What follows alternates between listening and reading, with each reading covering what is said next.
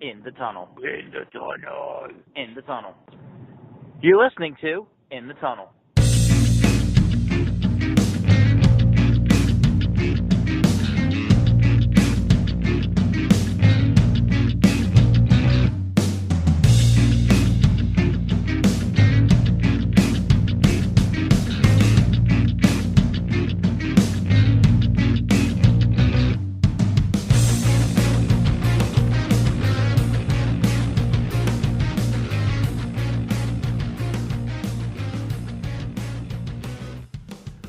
Hello and welcome to In the Tunnel. I'm Jeremy. I'm Shaan. And we're back for episode number 5. We're talking hockey. We're talking a little NFL draft because why not do it like a month later? Pretty sure it's happening right now, but we're doing it 11 months early, really. And we're probably going to talk basketball for 4 or 5 minutes just to lull ourselves to sleep. So yeah, let's get into it. All right, so let's just jump straight into hockey. We'll start with the one series that has finished as of today. Boston and Tampa Bay. As of this afternoon, Tampa just won the series 4-1. Yeah. Yeah, happy to be wrong about my prediction for Boston and win it all. I love when Boston teams go down, but in 5 games, I would have never seen this one coming. I just think don't get me wrong, but officiating is hard, but I think all the controversy surrounding Marchand and stuff just put Boston in a bad light. Yeah, well, it's very hard to be in a good light when you're licking people's faces. Hey, but bright note, we don't have to deal with that anymore. Should we have been dealing with it to begin with, though? I mean, when you have to deal with Marchand, you got to deal with a lot of crap. I guess, but can't we keep it to dirty hits and not borderline casual hookups on the ice? But I don't hate Boston. I just dislike Marchand with a passion. So you hate you hate Well, Marchand. Yeah, I hate Marchand, but not Boston. The rest of the team's okay. Okay. They're pretty cool. Oh. And good people. Yeah. But about Marchand licking others, right? There's a rule about spitting on others. Isn't licking the same thing except you're transferring more saliva? I don't know if spitting and licking someone's face is the same thing, but you have to think that it takes a certain amount of focus and a certain amount of dedication to be licking someone's face in a hockey game. So yeah, it's one of those things where we could probably talk about for an hour and still not figure out why the heck he had this thought that he needed to be doing this. Yeah. I really don't know what to say. This one kind of freaked me out. But also, my problem was Marchand's the one that did it twice. Why is the NHL warning a different series on the West Coast, a Western Conference, about licking, giving them 10-minute misconduct? If it's his second warning, why is it just a warning? I mean... No, but the NHL didn't, come out and warn anybody on the Boston and Tampa series. They went the next day and specifically told the Jets and Predators... Hey, don't be licking each other while you're out there playing in Canada. You can't... Don't be licking anybody. It's a 10-minute misconduct. First of all... that series has been physical and whatnot, but nobody was licking or anybody or anything close to that. No affection on the ice. To be warned. No affection on the ice. It's a shame. The league's going to absolute trash. Can't spread the love on the ice. You could have Broadway shows on ice. You can have anything on the ice. Back to the Future on ice. Let's do it. But no licking each other on the ice. But in all seriousness about this series, I think it was fairly close. I think that they played equal to each other, but when in terms of the series, but each game I think one showed up more than the other because the scores would dictate like that they weren't always the closest. I think Boston's defense kind of struggled in the later part of the series. Yeah, no, so I was looking up some stats, right? So Boston, their first line of Pasternak, Marchand, and Bergeron, Mm-hmm. they are as of today numbers 3, 4, and 5 in playoff scoring right now. Yeah, I think number one is Gensel and number two is Crosby. Yeah. Yeah. So I mean, one line to be in the top five as it is pretty but impressive. I mean that just shows you that That's it how looks like lopsided they it is. all needed to be on all the time for Boston to win. Yeah, that's how lopsided it was. And Which because then if you like look at if you look at like the other teams, right? You look at Tampa, their top scorer is number 11 on NHL's postseason points. ranking. Yeah, postseason rankings. All right. And you look for anybody else in on Boston. The next person you see is number 15. Number 15 on the list is Torrey Krug. Yeah, a defenseman. Probably not good days there. Yeah, but hey, and then you got to go all the way down into the 20s for Krejci. Mm-hmm. And then Pasternak's probably near there, but still No, Pasternak's on the first line, dude. He's on the top 5. Hey, so player of the year.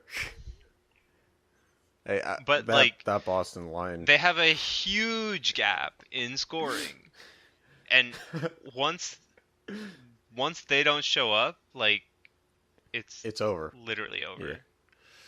Yeah, which makes me a little nervous for if it's the Caps year. Because, I mean, as a Penguins fan, we're only one player outside of being that same thing. I don't think so, because it's not... At least your players are spread across, 3 lines? Well, at least... I mean, Malkin's been the only other guy scoring outside of Crosby and Gensel. Yeah, but your other lines, even though they're not scoring, I feel like they're doing good things, like producing zone time. And gotta stop passing the puck so much. We're doing too much dancing around, not enough shooting. Yeah. But, yeah, I picked Boston to win it all, and I think I misread that one heavily. And I'm happy about it. I don't think it was a heavy misread. Well, it turned out to be. But because I think the series was close. I mean, yes, it's a 4-1, but it was a close 4-1. Like it was a 4-1. Each game could have gone either way. Vegas swept the Kings. Yeah, each game could have gone either way. It just turns out that most games went one way. Yeah, which is a shame if you're just looking for that 7-game series. But I don't know. Each individual game was probably worth the price of admission.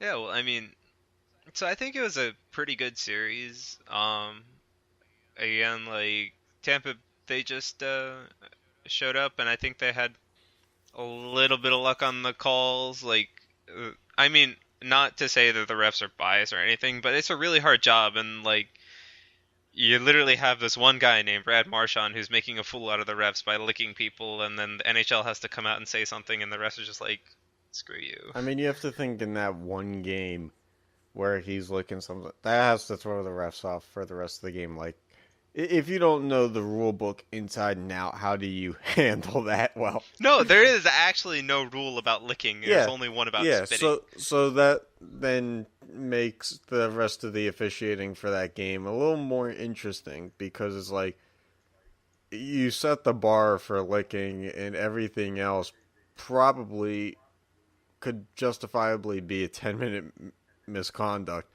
Because if you're licking someone, it can only get worse with hits. Yeah.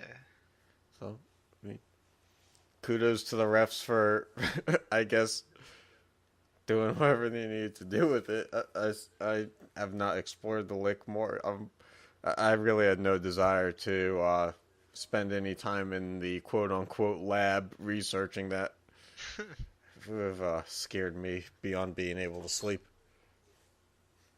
Yeah, so let's move on to Washington and Pittsburgh. Uh, all right. I mean, look, we've been giving away too many games, and Matt I Murray's think, not looked the same as he has the past 2 years, and it's really a shame.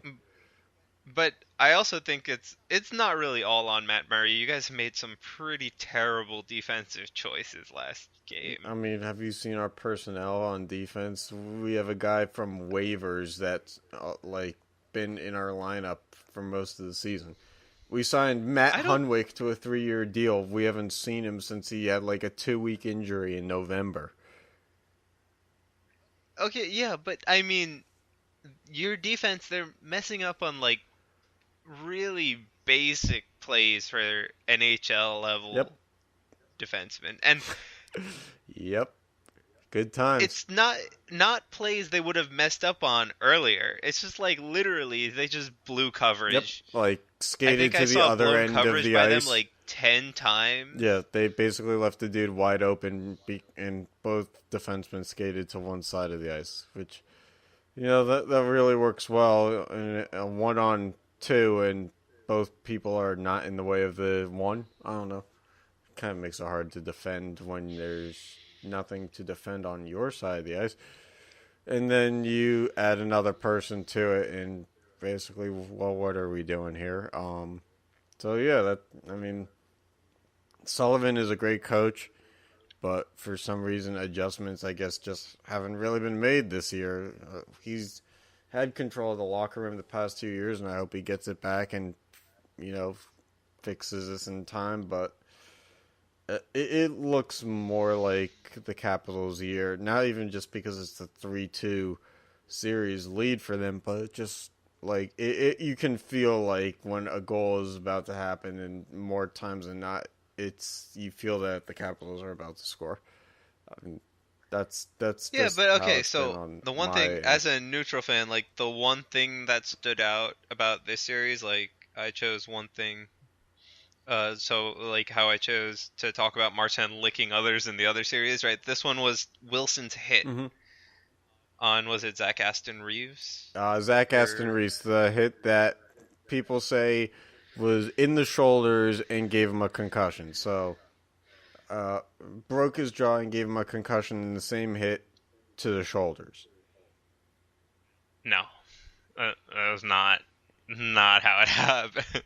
Yeah, I'm exactly. sorry, but But that I've been on Instagram. People think that it was a hit to the shoulders that gave him a concussion. I mean, I think it's pretty clearly not just a hit to the shoulder. Yeah. You would think that the brain injury might have something to do with the fact that cause and effect, but Well, I mean, good luck convincing those if we were people. just talking about a concussion, that could just be whiplash. It could be, but the broken jaw. It was a broken jaw. Yeah. 2 for the price of 1. And see, I don't think it was the most broke the rule kind of hit either. I do think it was probably more incidental contact than anything. But after the game 2 hit, where it was on the line, not over the line in terms of it being a dirty play or not. In my opinion, you just can't toe the line like that consistently and not be expected to get booted. If you're Brad Marchand, you can lick players twice and then get other teams yelled at about it. Okay, but Tom Wilson has been suspended for hits in the preseason. So so Marchand's been suspended repeatedly for spears and hits. Yeah, not with his tongue. I guess that's the difference there. I think by the NHL suspending him for 3 games, which would be games 4, 5, and 6 of the series, they're saying it was a dirty hit quite clearly. Because if they thought it was a borderline hit that he's just getting too close to the line, they would just give him a game. Yeah, look, I can see it either way. Me personally, I can understand why people don't like the call, but I say again, you can't do this every game and expect it to not be noticed. So this is why it was noticed. After game 2, he didn't get suspended for something that I think you would say, and even I would say, probably wasn't a suspendable hit, but uh, a lot of people thought it might end up in a suspension. And then, No, it was not a suspendable hit. yeah, exactly. But again, it's my thing of like, you can't toe the line like that every game. Yeah, but I mean, even so, I agree with you that that is true, but I think that if the NHL thought he was just towing the line, they would have only given him one game, not three. That's where I think a little differently because I feel like they could have done that after game two. But I thought no, but like I thought that was a completely clean hit. And if you're gonna say somebody's towing the line, that was really the most borderline hit that was still clean that he'd done in the playoffs. Yeah, I guess you're right, but So still. I don't think you can call it drawing a line until the second hit, which was in game three. Yeah, I guess. I don't know. I'm not mad that he got a 3 game suspension. It's not the first time that he's got a 3 game suspension, but um, look, the Capitals have found ways to win without him, and he's one of their top first line players. So it's kind of proven that maybe they didn't need to have him kicked out anyway, or like they could have won without him. So I mean, they're proving that right I mean, now. they're 1-1 without Wilson. It's not like I they're on mean, this huge cup run just yet. no, but I mean, I think if they went 0-2, right? So they'd be on game 6 back in Pittsburgh. It'd be really hard for them Right, to win but game 6. Ovechkin's line But has been more quiet with Wilson out. true, true. Like Ovechkin had the go-ahead assist in the game last night, but outside of that, he really hasn't accounted for anything, and neither has that line with Wilson out because Wilson being the kind of sort of physical agitator role, he opens up the space for those other guys. Yeah. But like you have that both teams have up and down periods. So I'm just hoping that the worst is yet to come for the Capitals, and there seems to be there is an NBC graphic that shows that since 1998, we're talking any professional team in the DC area that is 1 win away from being in the final 4 teams left in any postseason. NFL playoffs, baseball playoffs, NBA playoffs, Stanley Cup playoffs.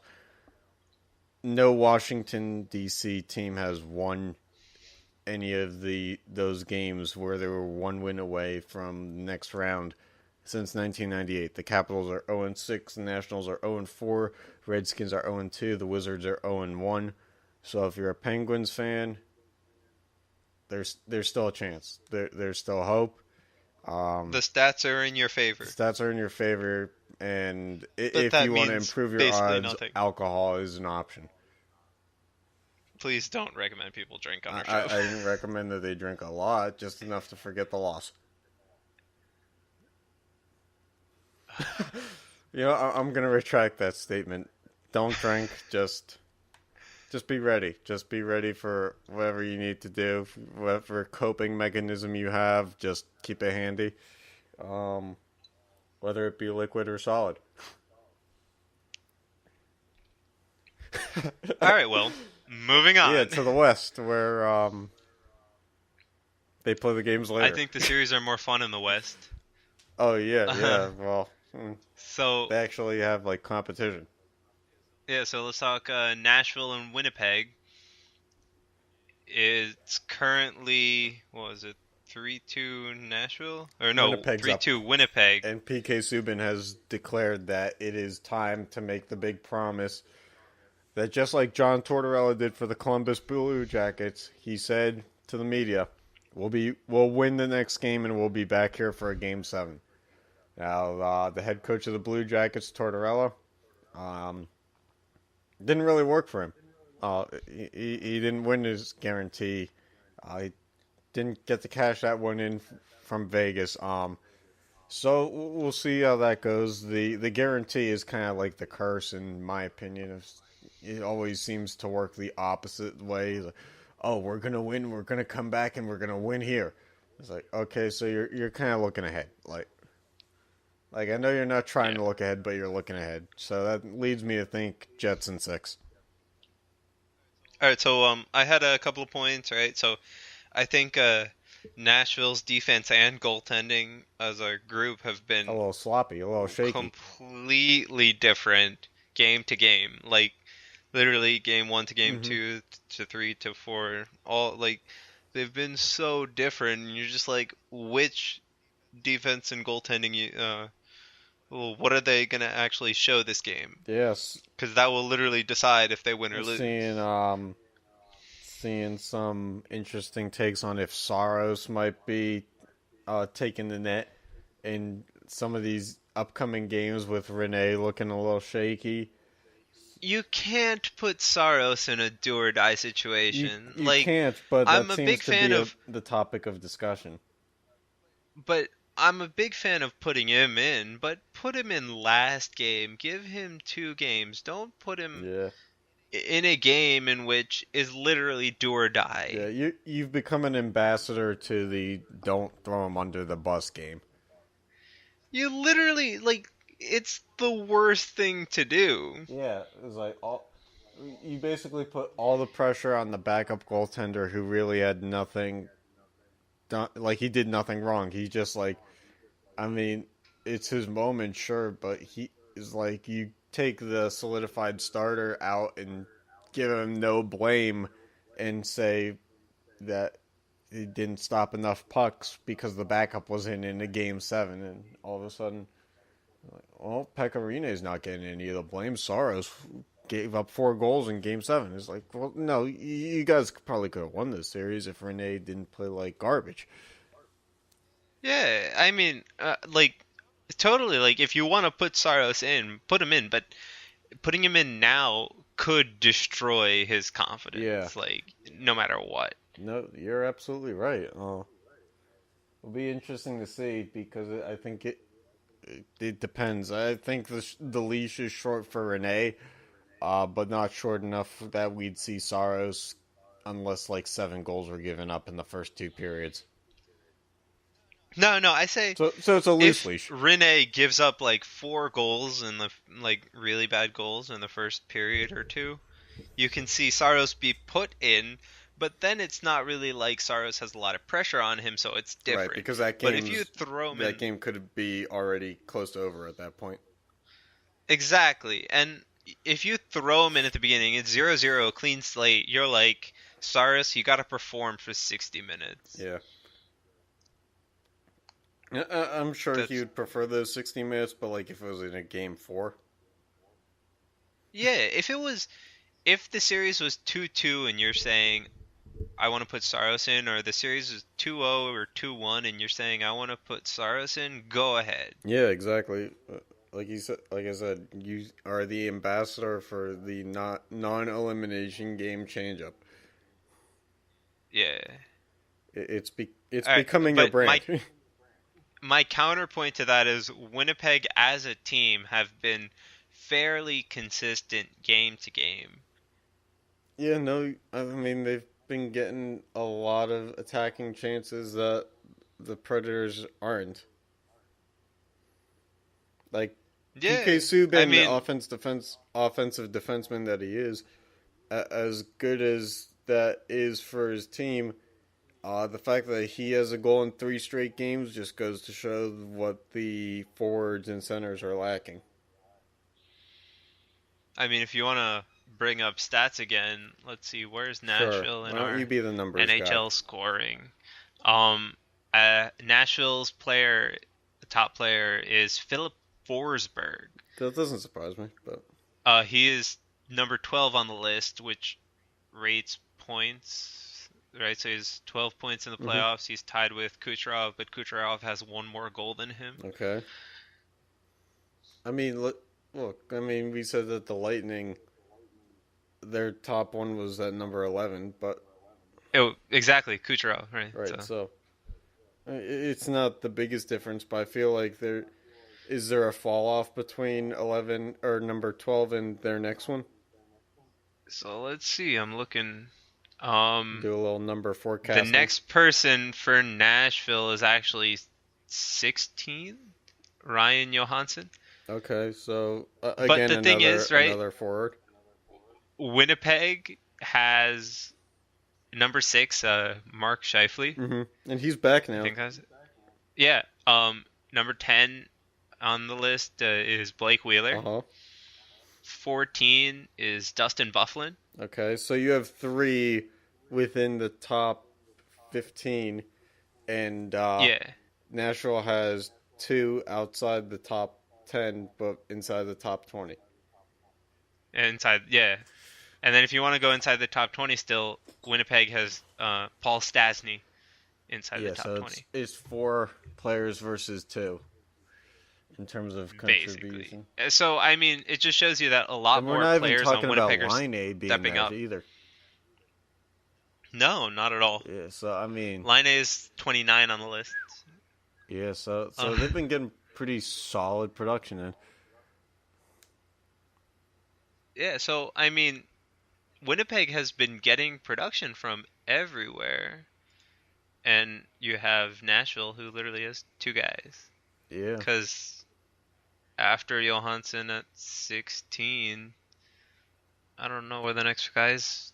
What I think is number 34 on the list, Austin Watson. Yeah, I don't think he was on the Cup run team last year.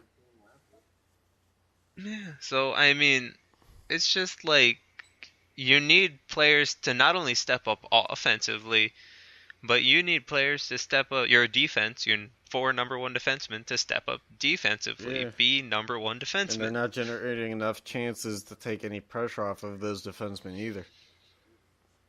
Yeah, but I mean, I think that if they played clean, the defensemen played cleaner, and the game was better transition based for Nashville, it would be a lot easier for the offense too. I think it falls on both teams. It's like they're not generating enough offensive zone time, and they're not really clearing their zone easily either. Yeah, I think they're flawed in a couple different areas, which as the playoffs were on, it's just not how teams survive and advance when there's multiple areas where they're having trouble.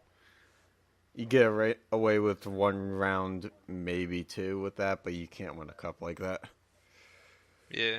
So I mean, we'll see if PK Subban's guarantee lives up to itself, but it's an uphill battle. And I don't even mean to get to Game 7. I mean just to win Game 6 is probably an uphill battle. Definitely. All right, so I mean, let's talk about the last series, which has a game going on right now. We're recording this on Sunday, May 6th. And the game going on is Vegas and San Jose. They're playing Game 6. It's currently, if you're wondering, 1-0 Vegas with 4:50 left in the second. Yeah, I think Marshall, or I don't remember how to. Yeah, Jonathan Marchessault. Marchessault, as he was the lone goal scorer so far. Went a little 5-hole action, split the legs. It was Marchessault from Smith Carlson at 6:33 in the second. Yeah, and no Joe Thornton in this game. Yeah. So captain of the Sharks out in an elimination game must be a big injury.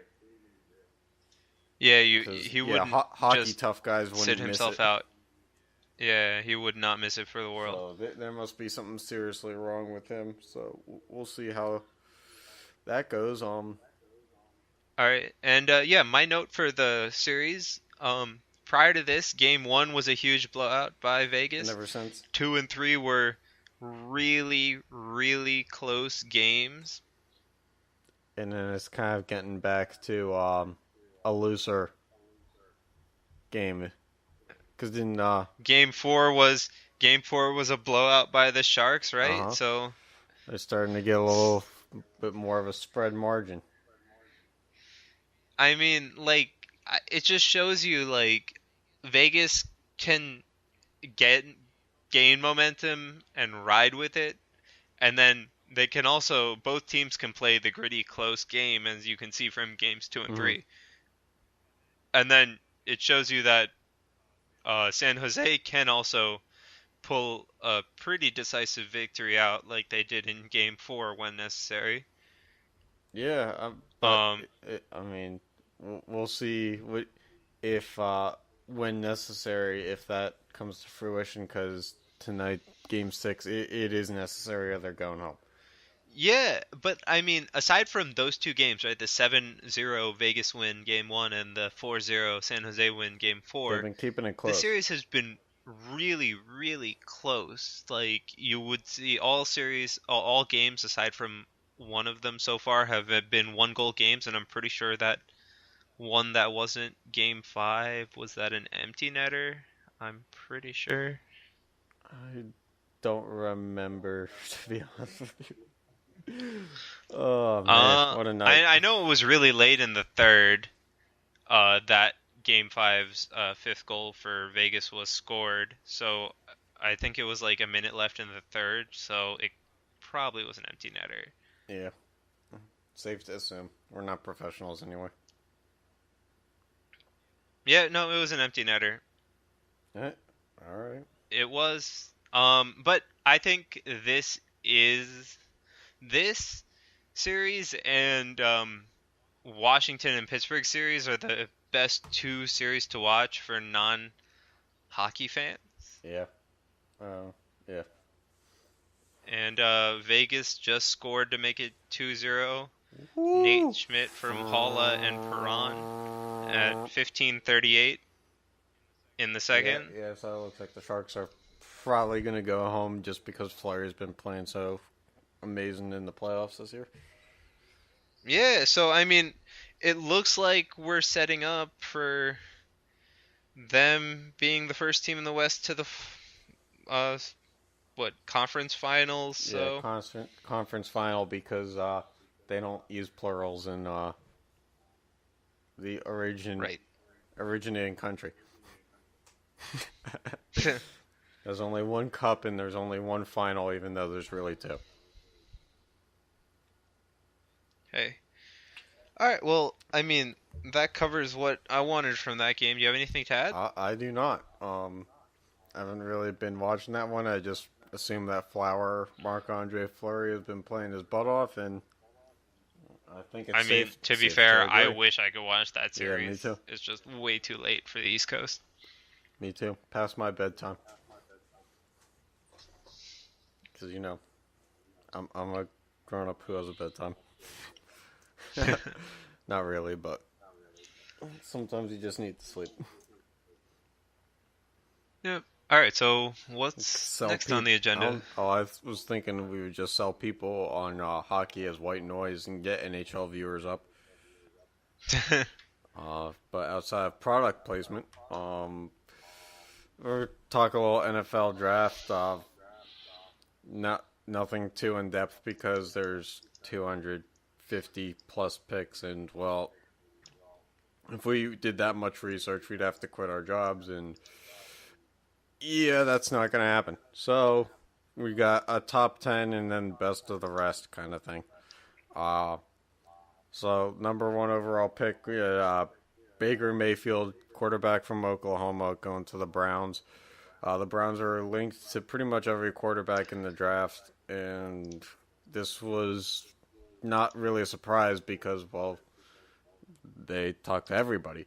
And if you're just a general football fan, you probably hate the Patriots, and you probably like that the Browns took them because Mayfield's agent came out a couple days later and said, hey, we knew that the Patriots are going to try to trade up to the number 2 spot to take Mayfield if the Browns didn't take him.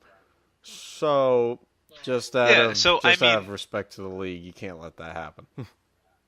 But, like, if you look at it, right? So, let's say Cleveland took, what's his name? Sam Darnold. Which I'm not sold number one, right? I'm not sold he was ever the number one. I don't think he was the most polished prospect. He didn't. But let's say let's say they did, All right? right, just for the sake of hunky-doriness, let's go for Yeah, it. and then so you're saying that if the Patriots did then trade up, right? Because they go to hmm second, they pick up Mayfield. What does that leave with the Jets? Well, I don't think Saquon Barkley would have gone to the Jets. I don't think they're they need help everywhere, but I don't think they were ready for Teddy Bridgewater to like take it with all the pressure in the world because they signed him. Um, so I'm thinking they probably would have gone with either Josh Allen or Josh Rosen, and I just don't know that they don't trade down at that point. It would Yeah. have been a very Jets move to trade down too. No, I mean they already traded up there. They trade up, so why not trade down? I mean, Yeah, so I I could have mean, seen them trading picks with the Bills. I really don't think that either team was really too attached to those picks, especially because the Bills yeah, had but another one in the first round. yes, they did. So yeah, Um, so I mean, sure, we don't think Darnold was. I mean, from what all the analysts and stuff were saying, they thought Darnold was going to be picked by the Browns at number one. They were all pretty surprised when Mayfield I'm went. not. I mean, Mayfield. Look, the thing about I him mean, is the problem with him was that he was like so passionate about the game that he would like yell at the crowd or like grab his jock a little bit. But the fact of the matter is if you have a dude who's that passionate for the game and you're the Cleveland Browns and you haven't had a quarterback who really has done anything good, you probably want the guy who's going to be so yeah, ecstatic to play football that but he'll grab his jock. the people were also comparing it to being No, Manziel, he's not. right? I mean, he hasn't had nearly the magnitude of what Manziel had off the field. He had a little stupid incident, but like, I think the difference with him and Manziel is that he had one stupid incident. Manziel was also tied to like doing drugs recreationally, and he was tied to never being able to stop partying. Whereas Mayfield, he's not. He had one incident where he was arrested for being immature, and not to rationalize it and justify what he did because it's obviously still wrong, but like he hasn't had that follow up incident. He hasn't had multiple disciplinary actions uh, against him when he was in college, whereas Johnny Manziel had all those red flags. I think Mayfield, the problem with him on the field is maybe he's the dude who gets a little too into it, and off the field he had one issue. Honestly Fair didn't enough. see why he got as much flack as he did.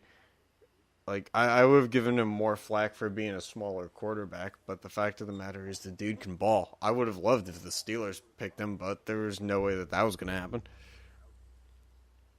All right. So, I mean, yeah, I agree that he was good, and I saw him going in the top three. Yeah, I mean, he was all over the place in the mock drafts.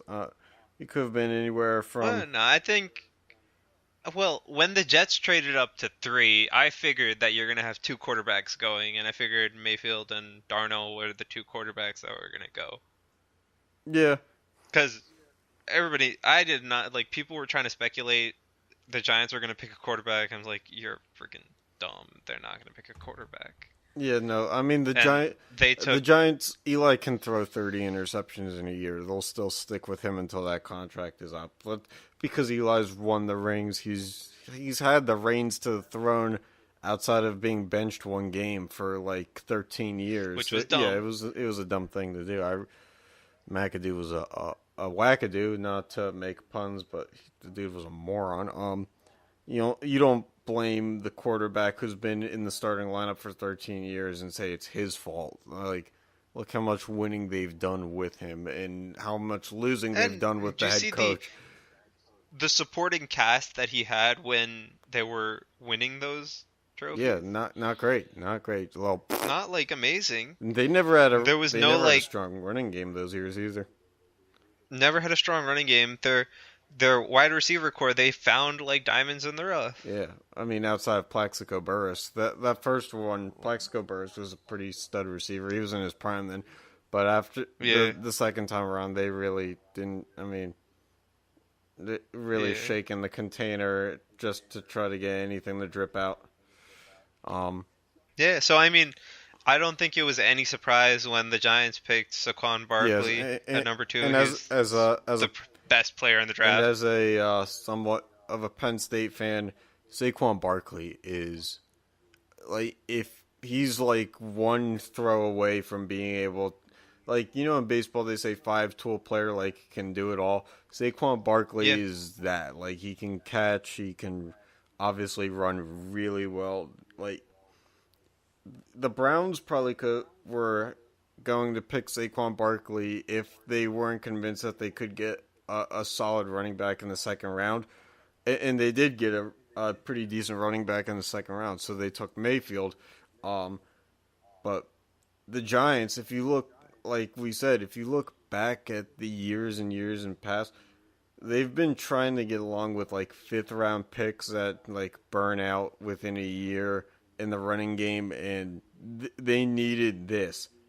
Like if you want to, if they keep Odell Beckham Jr. and they keep all the receivers that they've put so much time and money into, and they keep Eli, if you want to get those guys open with play fakes and whatever, you gotta have a run game, which they didn't have. You can't sell the play action when you don't have a run game.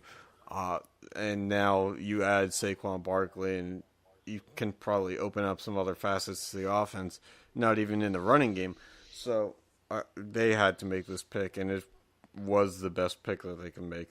Even if they had oh the yeah, number one definitely. overall pick, they still should have taken him. Oh, oh, dude, if you had number one overall, number two overall, like I was saying, going into the draft, if Saquon Barkley was there, you're picking him. Yeah, yeah, and I feel like the Giants would have had a dozen teams trying to trade up to get Barkley, but I think the Giants realized that they needed Barkley more than other teams did.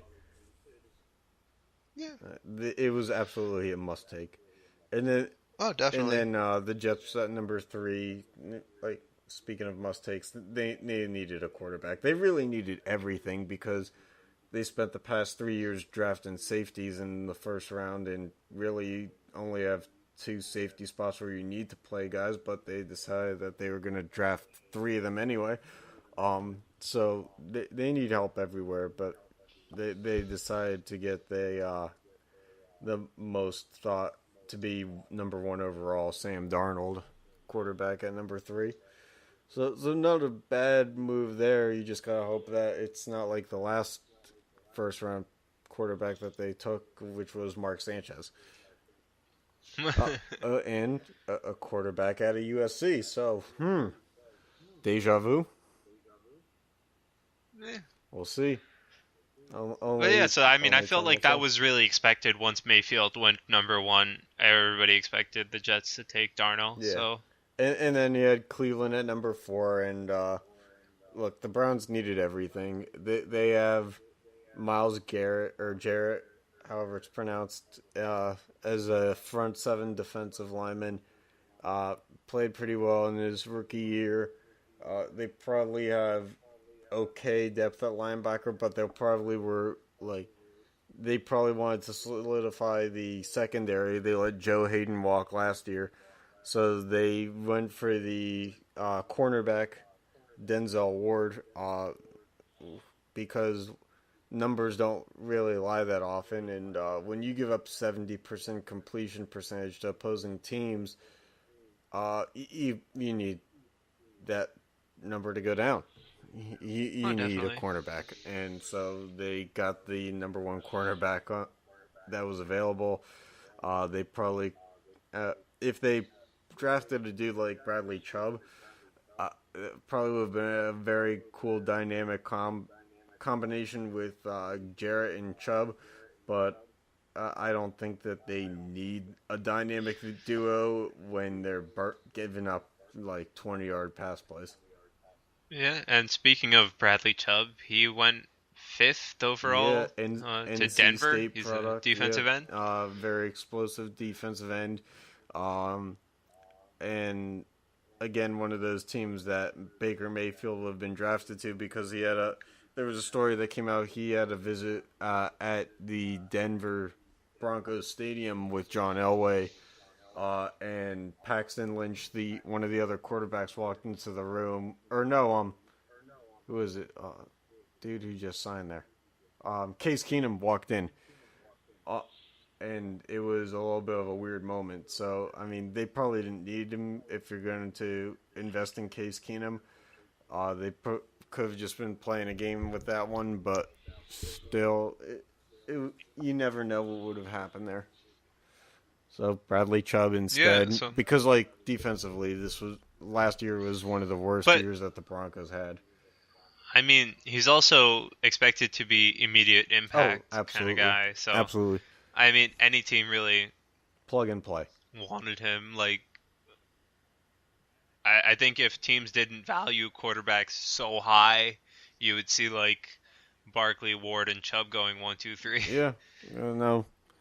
There's a reason why the Heisman Trophy and all the other awards go quarterback first and everybody else second.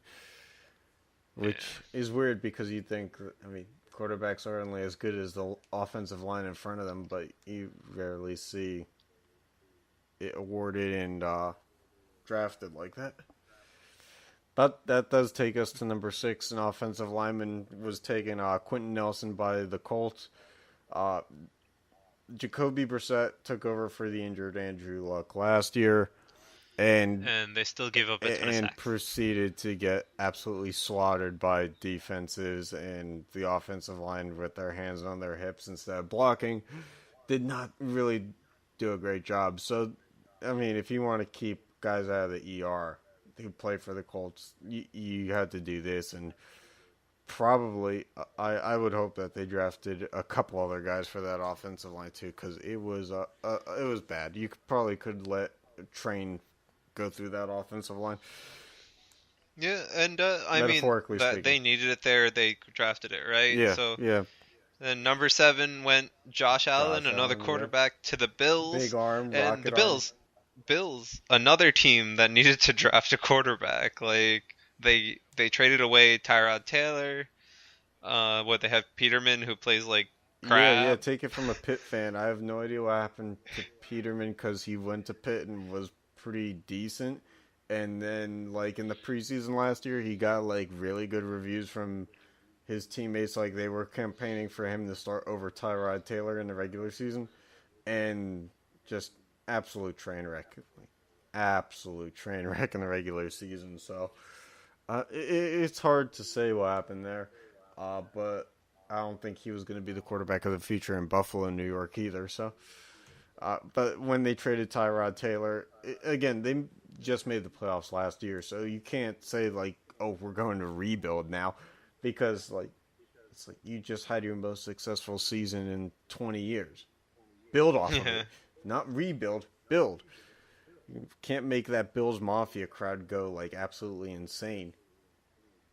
If there is another, they're insane enough to jump off tables. Another level to it. Hold on, they're already insane. They jump onto folding tables, right? That's them, right? No, through folding tables. Not on them. Through them. I know it's semantics, I mean, but they gotta hit them, so they gotta land on them. It's just they happen to land with so much momentum that they break them. No, yeah, you're absolutely right. It was crazy. I can't imagine putting myself in an inebriated state enough to do that, but kudos to those who do. I mean, that's a special amount of dedication that I just really don't wish to ever see myself tap into. That's probably when I feel like I've been like losing balance in my life. All right, moving on to number 8, though. So the Bears take a linebacker because really, why not? The Trubisky looks like a decent pickup from last year. They signed some wide receivers. They got Trey Burton from the Eagles, and then they have Tariq Cohen, and they have Jordan Howard in the running back slots. So really, it gave him a chance at that high of a position in the draft to take a defensive player. Probably a solid move. Uh, can't say that they didn't need help in the secondary, but they probably took the best that was available at that point in time. And so linebacker it is. I honestly couldn't name a Yeah. linebacker worth noting since Urlacher played for the Bears, and there's another one So, too. Oh, but Lance I Briggs mean, were the other. my Yeah, philosophy in the draft is like, unless you really, really need something, pick the best available. So that would be basically pick the best available unless you're drafting a quarterback. yeah, yeah. Or unless you really don't need that position.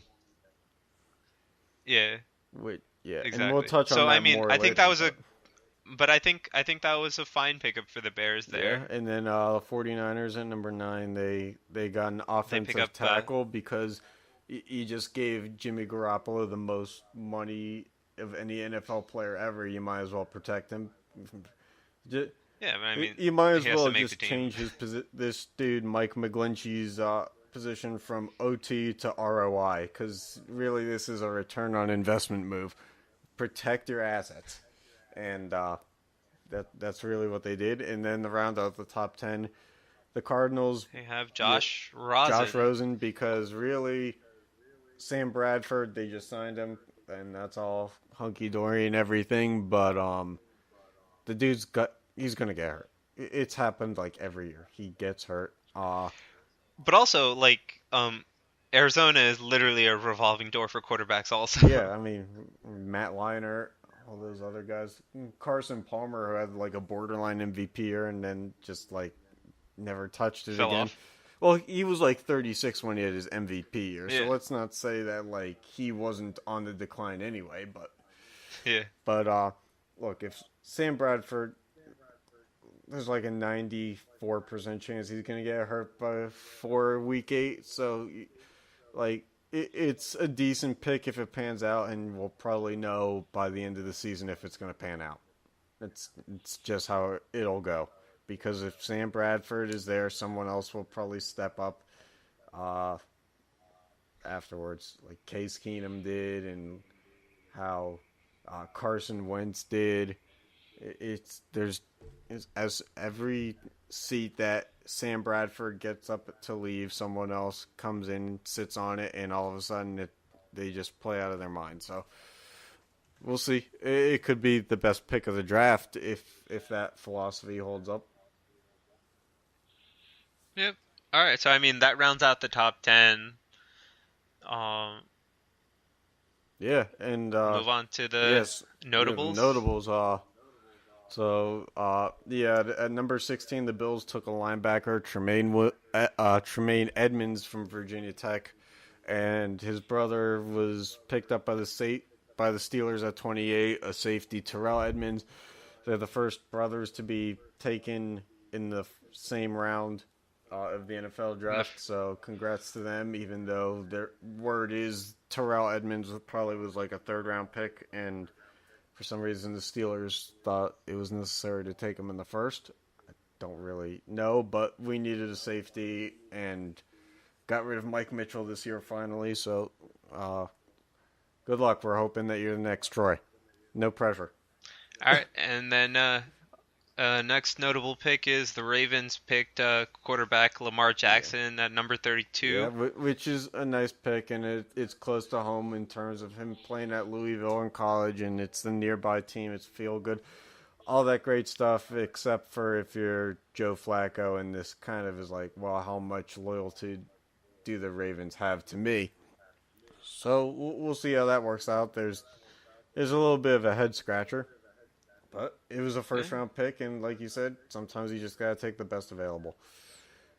Um, Then in the second round, I thought it was noteworthy. The Iowa Hawkeyes ball hawking uh, cornerback Josh Jackson, which I was actually hoping that the Steelers would take in the first round because the dude's just a playmaker. The Packers got him, so Packers defense may be on the rise. And then later on, the Eagles drafted a tight end in the second round. Dallas Gobert, I think is his name. Despite the fact that they have two Pro Bowl tight ends and Zach Ertz and Brent Selleck still on the roster. And they're both Yeah. locked up for like 2 more years at least. So not really sure why they did that because the best way to win championships is to stack talent that you don't need on the bench. I guess see this is what I mean earlier when I say like you draft the best available, except for in the positions where you don't need it. They really didn't need it. How many tight ends are you throwing on the field at one time? Max Yeah, 2. so this one kind of puzzled me. It, it, All right, and then and then the the Steelers. exciting This one. Steelers fan lifestyle that I live. Happy that Martavis Drops Bryant was finally shipped out of town to Oakland for a third-round pick, and then they immediately drafted another wide receiver, which I really don't know why, but it makes for a nice feel-good story because this same wide receiver and quarterback Mason Rudolph, who was drafted in the third round, both went to Oklahoma State. So good for them. They get to be buddies together on the bench, but I really don't understand why. So in the third round, then we took Mason Rudolph, the quarterback. I'm hoping that pans out better than Landry Jones did. But in typical Ben Roethlisberger style, he goes from last year where he's like, maybe I don't have it anymore, and they should draft a quarterback for when I'm not around, to like, oh, I'm not sure why they drafted a quarterback. I want to play another 3 to 5 years. So this is. I mean, you're also drafting a quarterback in the third round. I don't think he's going to be ready this season, and probably not next season either.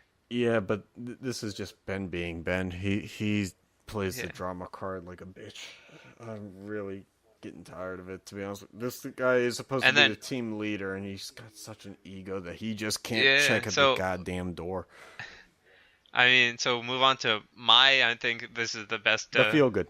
the most noteworthy pick of the draft. It's the Seahawks select Shaquem Griffin, a linebacker, in the 5th round, number 141 overall. He is he has only one hand, Yep, right? one so hand. Had it amputated when he was a child because of circulation issues, I believe.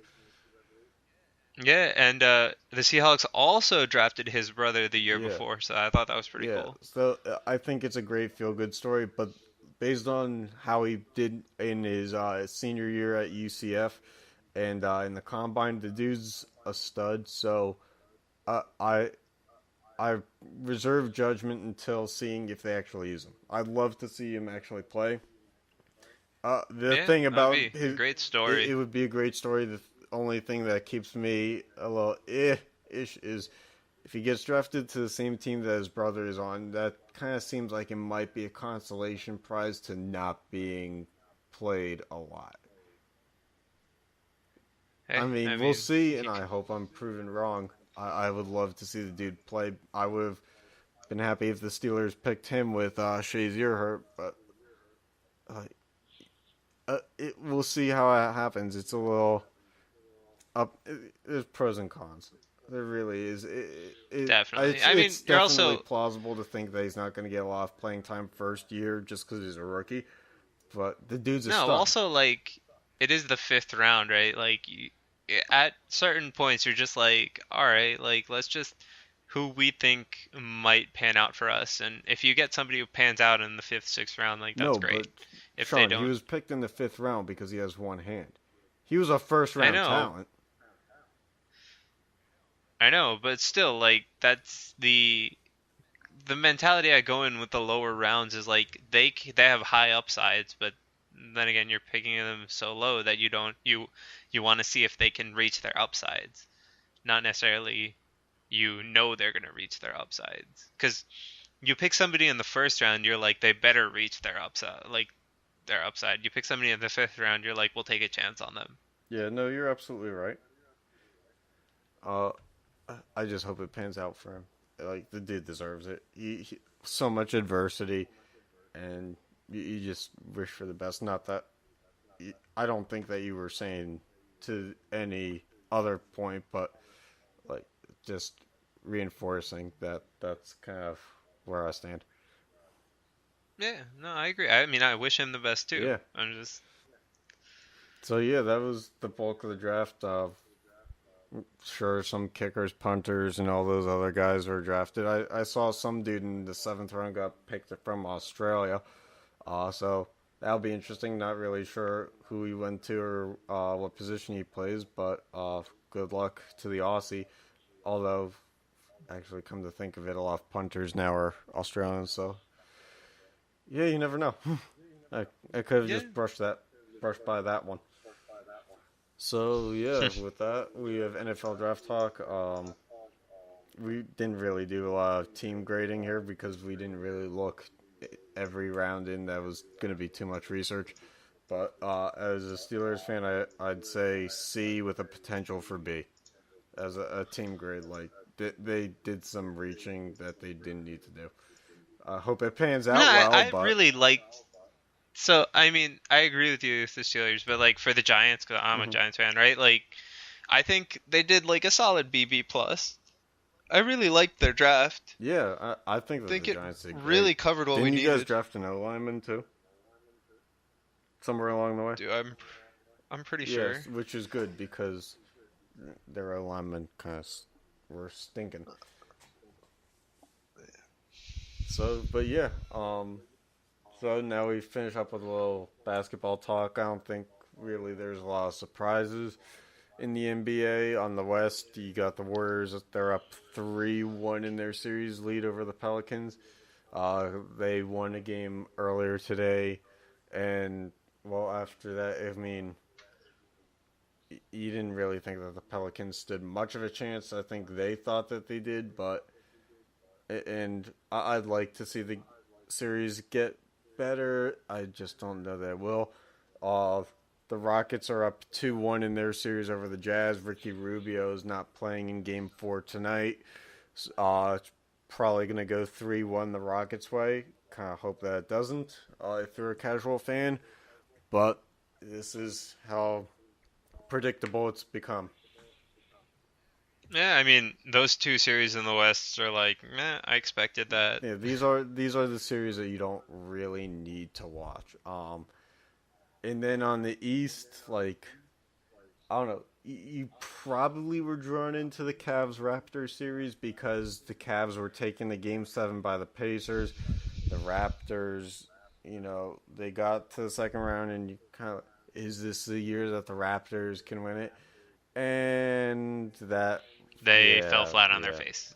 They're Hey, 0 every game's Game yeah, 7. every game's Game 7. They've lost 3 of them in this round. They've lost like 5 of them, if not 6 of them in the first 2 rounds. So every game's Game 7, and from here on out, it literally is. Basically. It literally is. So they're not doing too hot in their 7-game series with themselves, and LeBron is hitting game winners. So that's probably like the death of the And then Raptors. we hit the only surprising series in my book. Yeah. It's the Celtics up 3-0 on the Yeah, Sixers. so this is the night Um, where my predictions for the playoffs die because the Bruins lost, and I thought that Philly was a lock to take it to the finals. And yeah, the inexperienced team is there now. It's yeah, crazy. but I mean, I'm just surprised that it's not like, yeah, like I expect it to be like 2-1 or something. Either way, Yeah, really. I mean, there was a game 3 was really close, and you had back and forth where Boston essentially won it in the last 5 seconds. But other than that, I mean, Philly really needed that game 3 win at home, and now they're they're they have 1 foot out the door. Not, I mean, Yep. they've been forced out with 1 foot out the door. I don't think they're willingly leaving, obviously, but it's an incredible uphill battle, and reverse sweeps are just so rare in sports that it's I the mean, end of the it's Philly not year. impossible, but it's really near Yeah, there. it's like it's not a lock, but it's as close to a lock as you can have without like really just it being that last step. Definitely.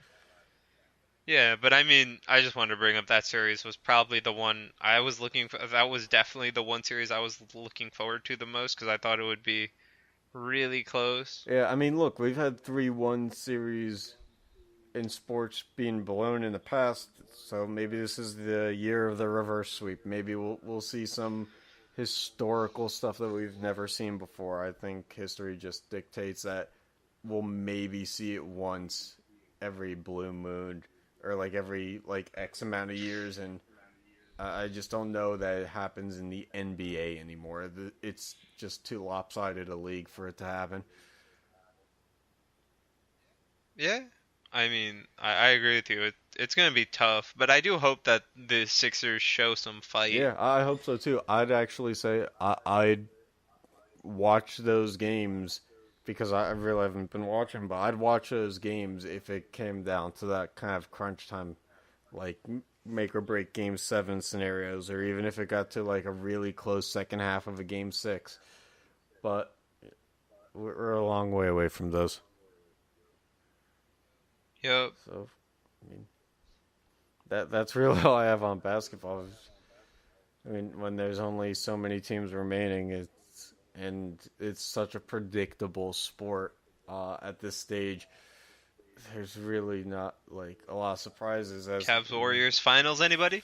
Yeah, here we go again. I mean, now that LeBron's finally kicked his team into a 3-0 series lead, and it looks plausible. I mean, how do you feel about 4 years in a row of the same damn thing?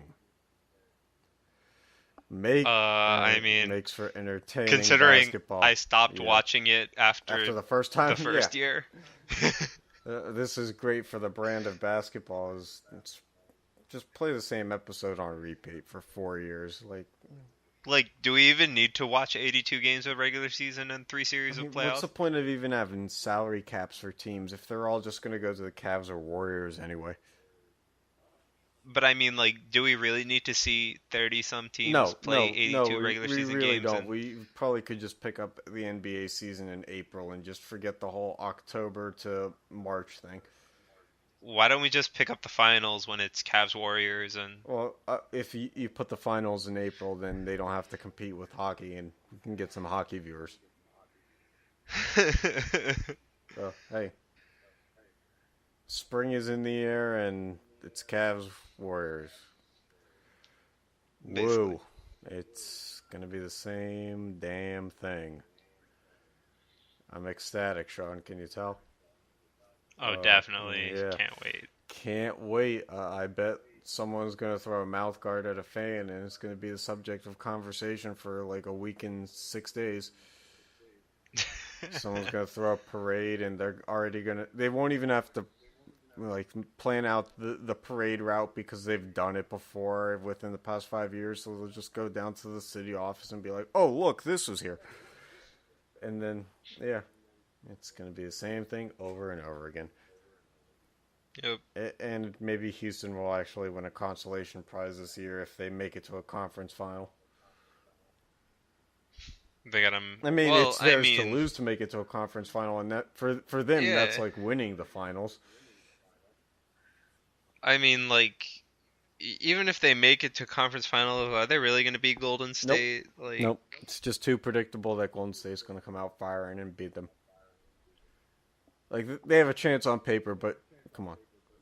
Predictable pasts Yeah. make for predictable futures. That's all I got for basketball. Yeah, I mean, that's all I got, too.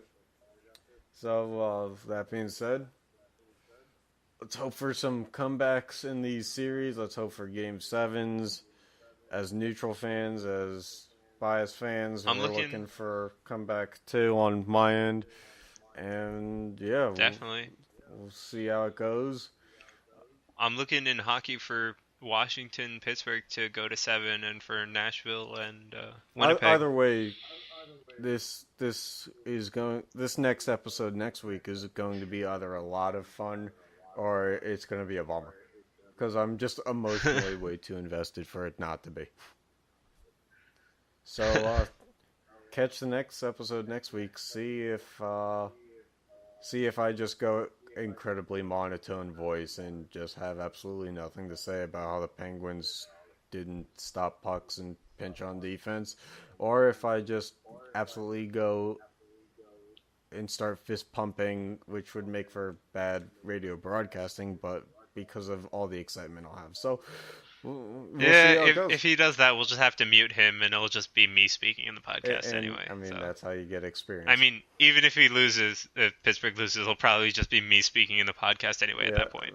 Get very familiar with the word. Yeah, Shaan. That phrase probably is going to be uttered 20, 30 times. So I think if for the sake of a good show, rooting for the Penguins. And by the way, I remembered the Milano tradition that you hated on in one of our first episodes. I'm not sure if you remember. Last episode? Regardless, I don't know if you remember.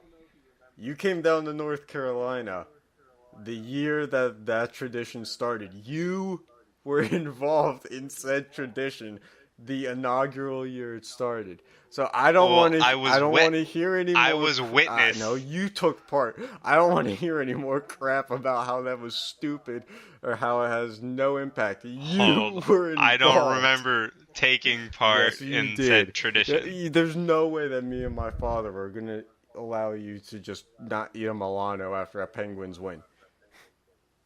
All right. Well, I don't remember, so... You know how my family dynamic is. Yeah, fair enough. So, no more knocking the Milanos. Yeah, I'm just going to keep knocking it. Too bad. Okay. I mean, bad radio, I guess, but... All right. All right, well, thanks for listening. Catch us next week episode. For the emotional heartbreak or outburst that will be coming. Yep. Yep. See you.